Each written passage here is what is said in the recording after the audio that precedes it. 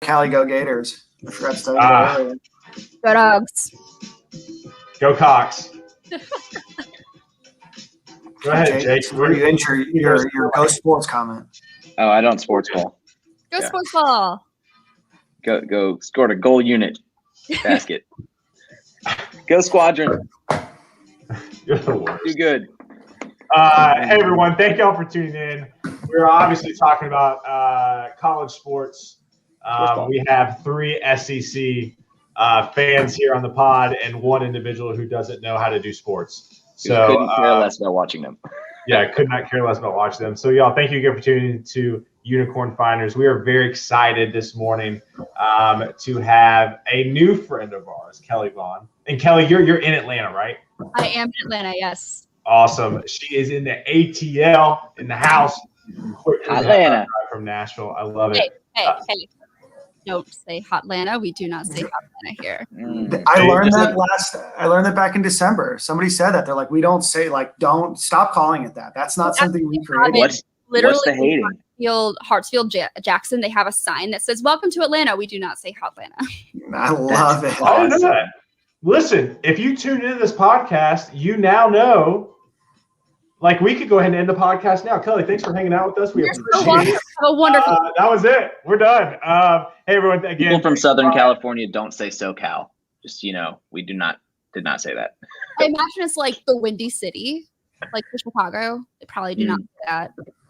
They don't like that because the windy doesn't mean like actual wind. It's like corruption in politics, but that's a different thing. That's exactly right. Kathia, what's up? Good morning. Brian, good morning. Kurt, good morning. Thomas, good morning. We got some individuals trickling in. Always add us, comment us, let us know where you tune in from. So I want to go and get rolling because Kelly is a very busy woman. We do not want to take up too much of her time today, but I want to be able to just share just the amazingness that is Kelly. So I have followed Kelly from afar on Twitter for a very long time. I've been very impressed with her cadence around not only scaling businesses, but also just her general technology, giving back to the community. And so then one afternoon, I slid into Kelly's DMs. I take my own advice that I preach about networking, and Kelly said yes. And so here we are. She's hanging out with us today. So for everyone who is watching, Kelly, give a background about yourself. Who are you? And then we'll go from there. Yeah. Well, first off, thank you for having me on here. Very glad you slid into my DMs. I get a lot of really terrible DMs. So. Oh, I have no doubt. So I'm Kelly Vaughn. I'm the founder and CEO of the Taproom. We're a Shopify Plus development agency specializing in custom development solutions for high growth merchants on Shopify and Shopify Plus.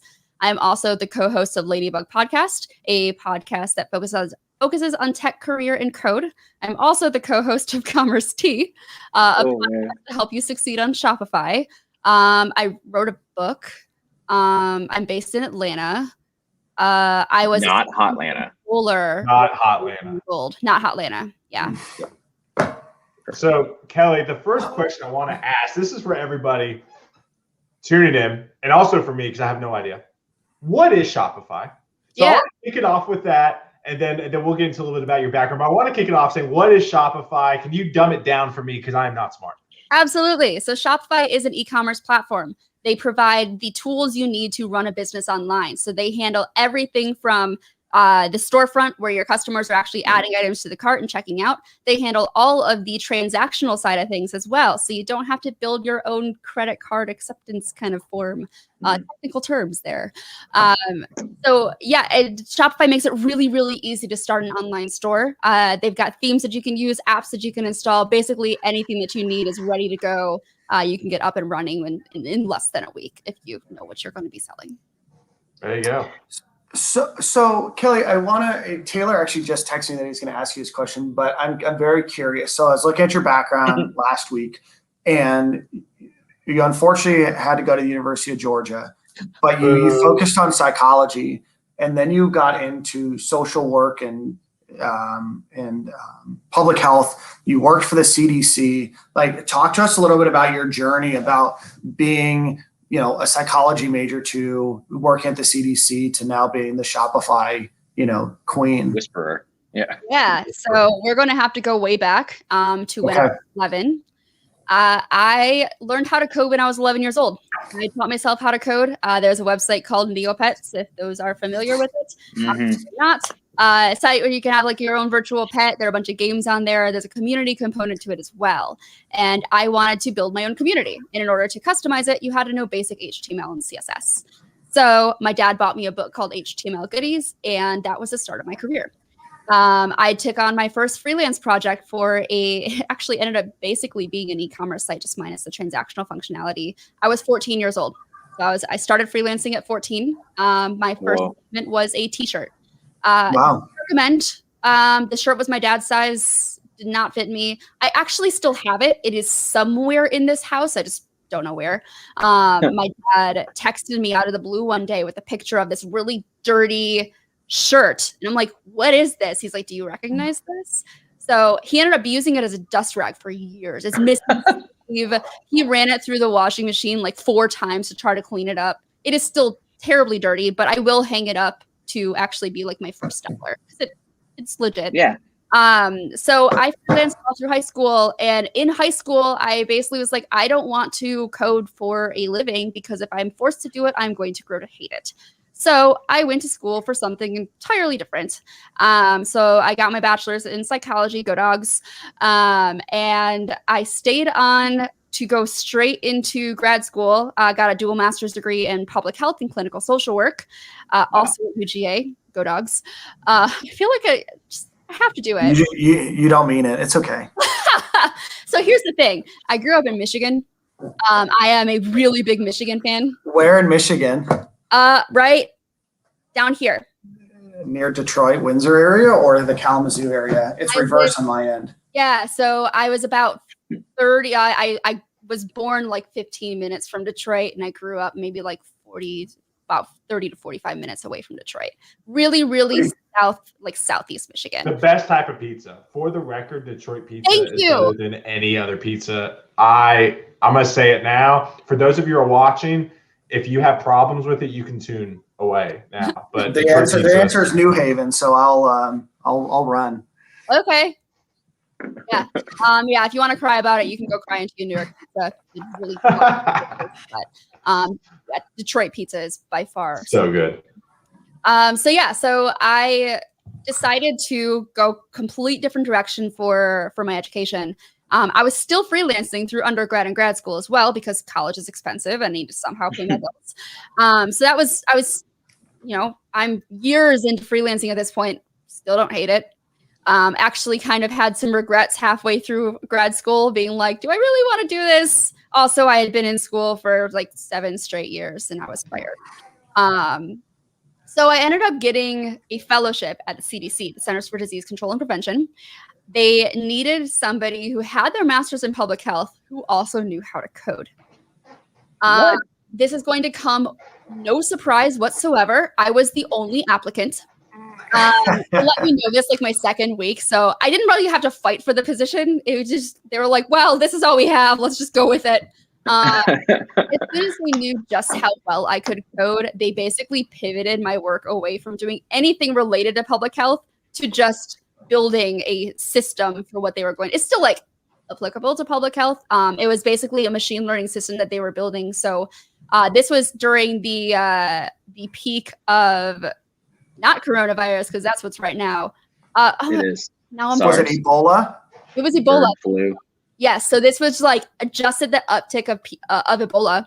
And so it was really cool experiencing like everyone kind of like scrambling in the library, late nights, just trying to figure out what to do here. But I was helping to build a system to basically have educational materials delivered available anytime on the field in like Africa, where you don't really have Wi-Fi and internet connection. So it was a really cool system that we were building. I thought you were going to build a Shopify site for vaccines. That's what we need, like right now. We need now. Yeah, for sure. As most federal projects go, it did get scrapped, so it never actually saw the light of day. But while I was there, so government, we shared tables because there's not much room. We had plenty of meetings. That's where all the budget went to, was just spending time in meetings. But my day was basically like why are you here? I was making more money freelancing than I was through the fellowship program. And so when my husband and I got married and I can get on his health insurance, I jumped ship and I went all in on going freelance. I discovered Shopify in about 2014. It came from a guy on Twitter who was like, I have extra work. I need a freelancer to get through it. And I replied saying like, I'll help you, I'm poor. And he was like, cool. So he started handing me projects, and these were mainly WordPress. But at one point he was like, yeah, I have this site. It's on Shopify. I know you don't know anything about it, but do you want it? I'm like, sure, I'll figure it out. Immediately fell in love with the platform. And this is like 2014-esque Shopify, which it's funny to look back on it because it was terrible.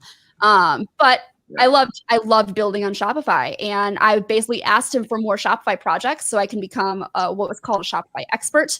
I had to launch 5 stores on my partner account to be an expert.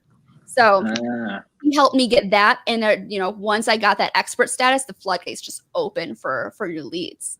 And so I eventually dropped WordPress altogether and went all in on Shopify. This is about 2015 at this point, and I rebranded my business from Kelly Vaughn Creative to the Taproom in October of 2017. So quite the journey. When you were starting out on that, at what point did you, what were you charging when you first started, and how did you set that? Because we did a few years ago, we did a like freelancer's guide to the Galaxy thing where we help people find their own, value and leads and, invoicing and all that kind of stuff. And it was really fun. It was through one of my other ventures. And it was really interesting how people could not quite figure out where they wanted to land, especially with their first few projects. So I'd love to hear how you discovered that. Yeah. So I'm going to preface this with 2 points. 1, all the numbers are made up. And 2, you're undercharging. So let's start there. I was charging, when I went full time, I was charging $50 an hour. Yeah. And I sort of just kind of like crept up as I went. I remember, momentous occasions when my first like $3,000 proposal was accepted, my first $5,000, $10,000, $30,000. So, as I've grown over time, now, we're getting leads coming in who have, a healthy 6-figure budget. And now it's like, I still don't know what to charge. I'm still making up the numbers, but if they say yes, I'm like, cool, I'm going to increase my rates next time. Yeah. Every time. Yep. So let me ask you this, Kelly. So for the individuals who are watching right now, they're like, man, that sounds like a great story. I'd love to be sending out $3,000, $5,000, $10,000, $15,000 bids. What are just some key things that you would recommend individuals who like want to get into freelancing, but like are scared to take that step? Either some encouragement, some tips, just some practical things that individuals could take away from this to implement in their day-to-day. Am I allowed to plug my book? You absolutely are. That's right. So I was in a clubhouse last night, and they're like, hey, no plugs. And I was like, come on. Like, if I'm a moderator, like, I want to plug. So anyways, plug away, Kelly. Plug away. So my pandemic project last year was writing a book. It is called Start Freelancing Today. You can buy it at startfreelancing.today. I totally named the book Start Freelancing Today because the domain was available. You can also buy it on Amazon. It is an ebook and an audiobook. I recorded the audiobook in my closet. Really, really fun summer. But I go talking about like forming your business, how to set your prices, how to find your first leads, how to go through the lead gen process, setting up your proposal, following up with it, signing them on. I don't get too much into the legal and accounting things because this book is available to anyone internationally, and I didn't want to get too hyper specific. Also consult a CPA and an attorney. And then all the issues that you kind of run into that may like derail a project, like the client is needy, the client is not responding to you, you just can't seem to get it right.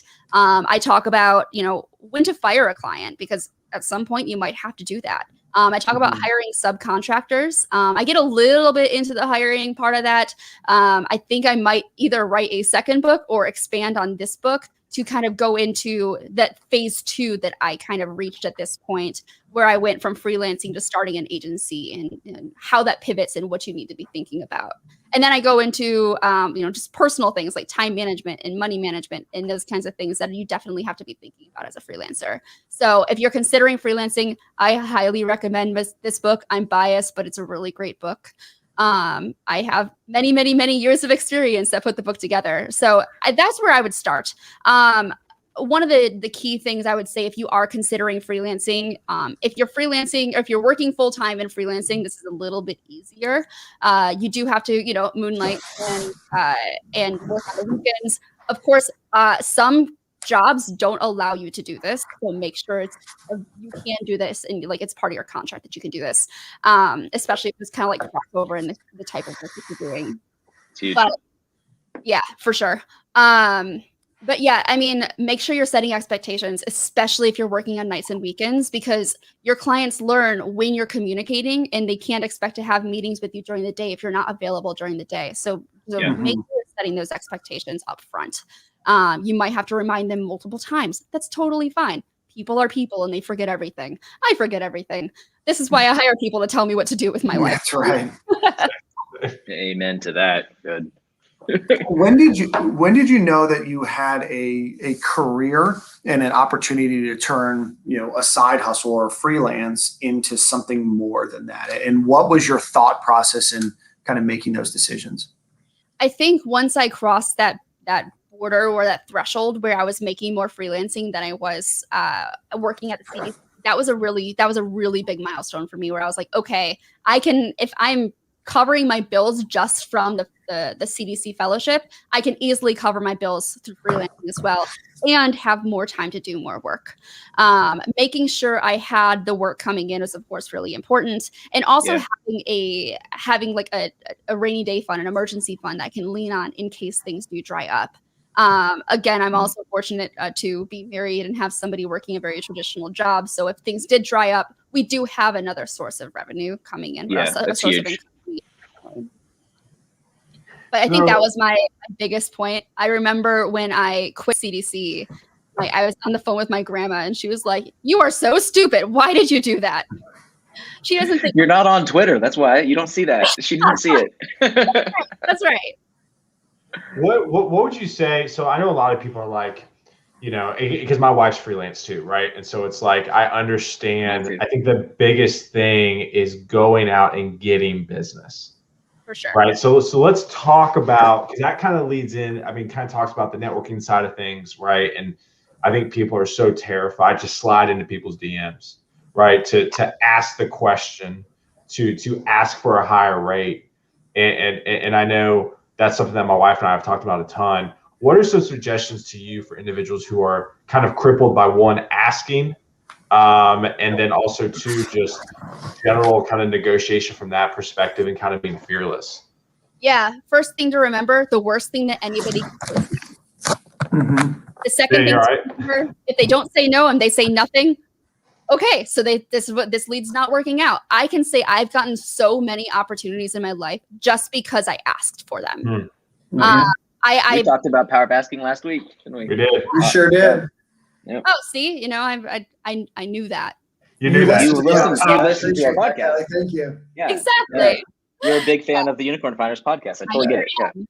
Yeah. No, getting comfortable with hearing no is really important as a freelancer. If you work in sales in any capacity, you have to get comfortable with hearing no. In terms of asking for more money, you establish your worth. You are the one who gets to dictate your worth. Don't let somebody tell you, well, you should be charging less than that. People tell me that all the time to this day, that I should be charging less than I am. And my business is pretty healthy. I think I'm doing okay. I don't need that input. But people are going to give me unsolicited advice all the time, because this is the world we live in. You have to get comfortable with putting yourself out there. You have to get comfortable with getting those no's. And honestly, if you're getting yes for every single proposal you're putting out, you're not charging enough, and you need to up those rates. Ooh, so good. I like that. Yep.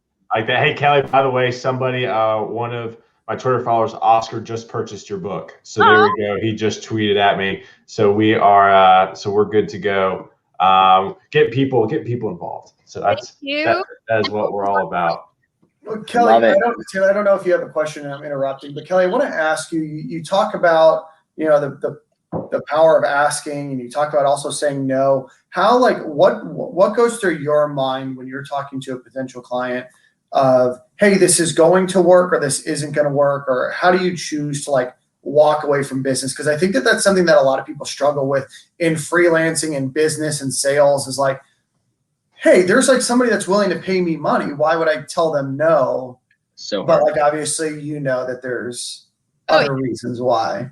So what goes through your mind, and how do you what's your mental checklist of whether a client is worth pursuing or just saying, hey, we may not be the best person for you?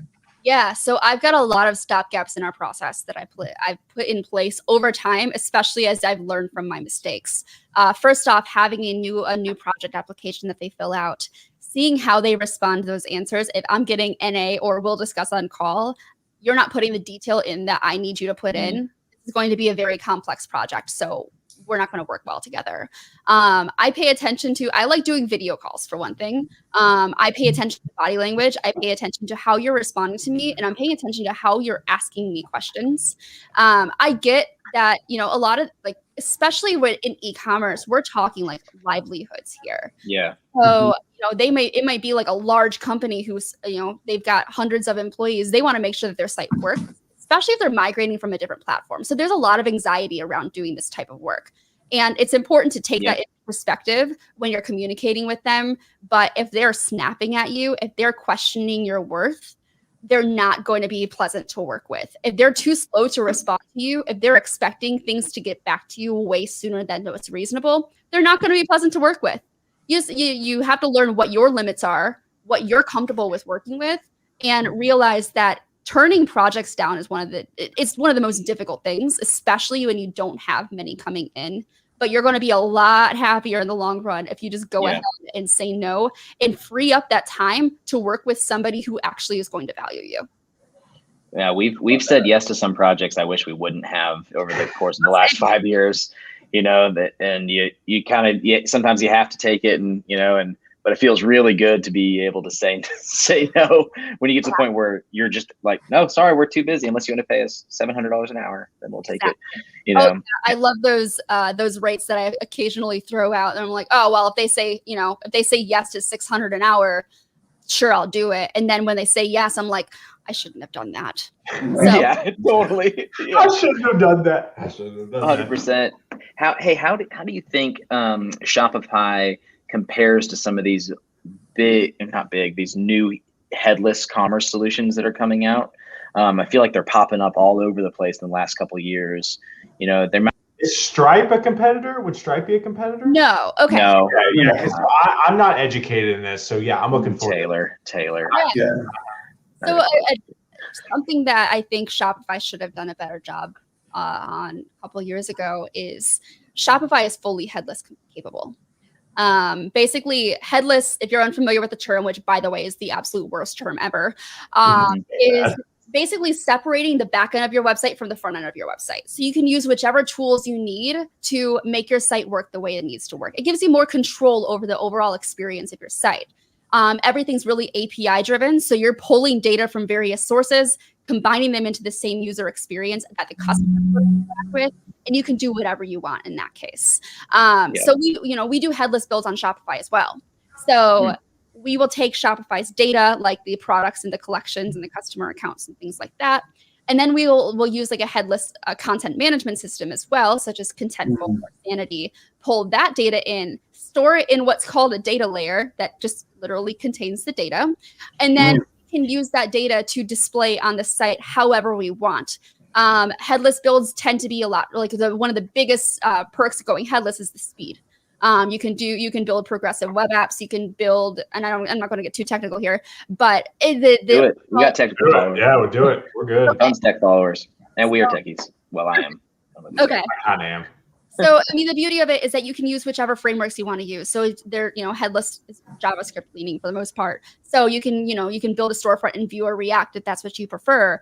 And you rebuild the entire storefront experience. And then once you get to checkout, and you can build a custom checkout as well, but once you get to checkout, you can just go straight into Shopify's checkout, which is trusted. It's already performant. It's built to actually do what you need it to do. Yeah. But there are some of the as well, in the sense that it's more costly. You have more things to manage. It's not built in the Shopify theme editor. So if it's not built in a way that you want to be able to like drag and drop things to order content or reorder content or change it, it's going to take more training from your team. It's going to be a little bit costlier to make updates and changes to it.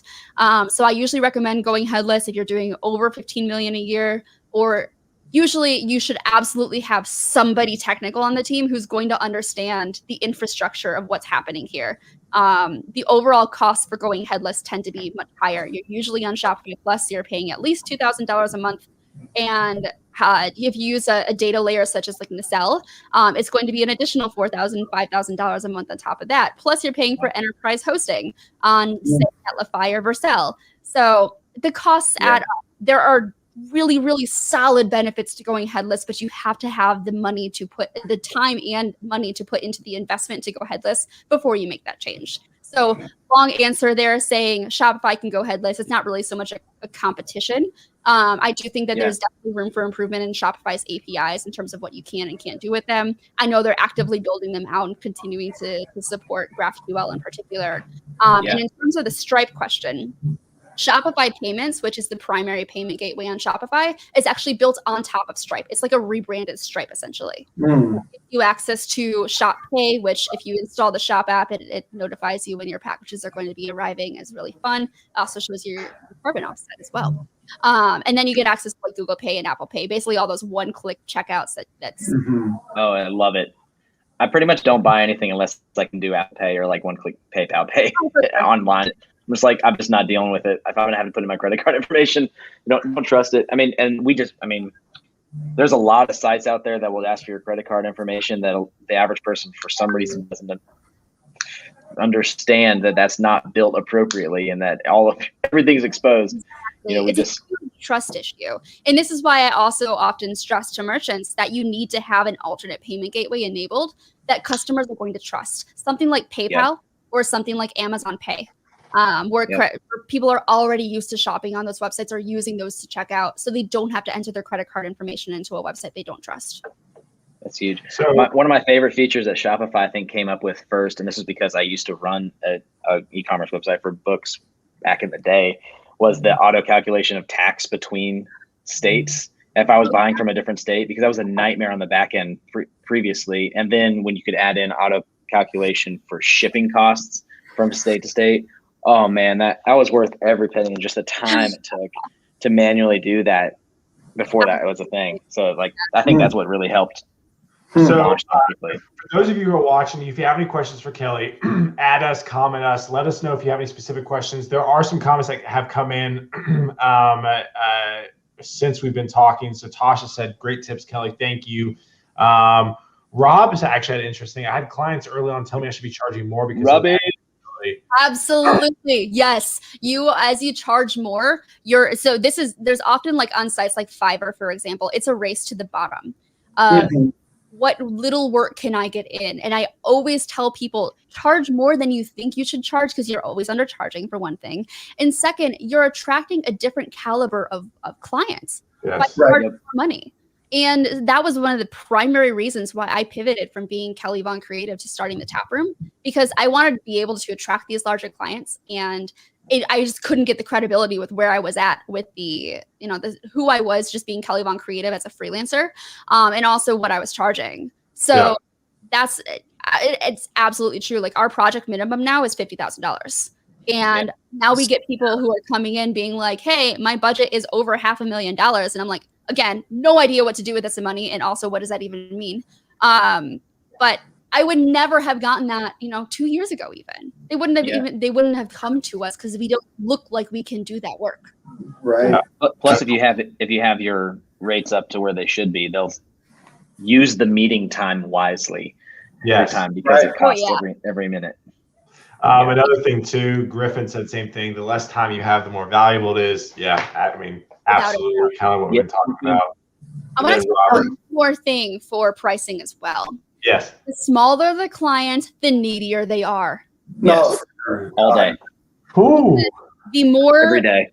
if they're a small client, the investment they make is going to have a bigger impact on their business. On like if things fall flat, for example, they just invested a bunch of money they're never going to get back. And so it's for them, it's higher stakes. For you, it might not be, but for them it is. So they're going to be a lot more on top of things to ask for extra things, ask for changes, like kind of get on you if something's not absolutely perfect. And perfection is a whole different conversation, but they tend to be much needier. And so I've noticed as we've moved up market, we have better relationships with their clients because they value us and on a totally different scale. We've been told multiple times by other clients that we're nickel and diming them because, you know, they were complaining about paying us $3,000.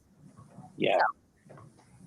That's Kelly, when you are determining your pricing, what goes through your mind when clients are pushing back on price or trying to negotiate with you? What are some of the tactics that you try to do to hold firm, or what kind of leeway do you normally give, or what when you're negotiating? Just because I know there's some salespeople that are listening, and certainly freelancers. What kind of conversation do you have about negotiating your price? So one of the best things we ever did was in our proposal, we offer options. So you can go with option 1, 2, or 3. If you go with option 1, you will get what you need, but it might not be like, we might not include like automations and easier management. It might be a little bit more bare bones. We're not giving you so many rounds of revisions for design. And as you move up those options, you're getting more out of it, but within your budget. You can go with option 1 if you want to. Sure. Number 2, if somebody asks you to reduce the price, remove something from the scope of work. Don't decrease your rates because you set those rates for a reason. Don't let somebody else, again, dictate the value. As you decrease your price, but don't change the scope of work, you're devaluing your work. And customers learn, if you give them a one-time discount, they're going to expect that discount again and again and again. Absolutely. So let me ask you this, Kelly. This is, and then we'll slowly start to wrap up here. And again, if anybody has any questions, comments, add us, please. Kelly, you have a Shopify expert right now on call, so add us, comment us for sure. Let me ask you this in regards to running your business, right? So I followed you. You have just provided benefits to your employees. Congratulations on that. That is huge. I know it's a huge milestone. So congratulations to you and your organization. Aside from benefits, what has probably been some of the hardest and some challenges that you've learned early on running your own business at Taproom? I think one of the biggest things is we were very reliant on contractors first before we started hiring full-time employees. There's obviously a lot more inherent risk to hiring full-time. Sure. And getting buy-in from contractors is very difficult compared to getting buy-in from employees. And so it starts very early on figuring out how you want to frame that business, how you want to frame those relationships with those contractors to get some level of buy-in from them. You can't expect them to be as invested in your company as you are. It's your company. You're going to be way more invested in it than anybody else. But balancing those relationships, and also as you hire more people and you're kind of mixing both full-time and contractors, making those contractors still feel like they're part of the team, even if they're not working full-time for you. Things are a lot more fun when everybody is involved in that case. So we've always hired remotely. My first couple of hires were based in the Atlanta area as I kind of figured out how to be an employer and how to be an employer. But now we're across 8-9 states. The worst part of hiring in different states is the process of registering your business in other states. Interesting. It is a nightmare. Every single state is different. If you want a business idea, work with every single state to streamline the process to make it really easy for businesses to go ahead and get all the registration in there. I will pay you a lot of money for this. Cool. Hey, you heard it here first. Unicorn Finders, a perfect business idea. Unicorn creators now, right there. Boom. This is why we do it. Okay, that's Kelly. I have another question for you. You talked about hiring a bunch of contractors at the beginning, and I would imagine a lot of that is, hey, can you do X, Y, and Z? Do you have the certain skill set that we're looking for? I need help because we just won a $6 billion project, right? When you are ultimately deciding to build out an actual, employee team. And when you're trying to hire your first couple of full-time employees and then scaling from there, what were some things that you were looking for? And then what's ultimately been your hiring strategy? And what kind of things were you looking for beyond just can they do the job, especially at the early stage of where you guys were? Yeah. So when you're first starting, you're doing everything. And you're going to quickly learn what you like to do, what you don't like to do, what you're good at, what you're not good at. My first hire was a project manager. I absolutely needed a project manager because I could not keep my own life straight.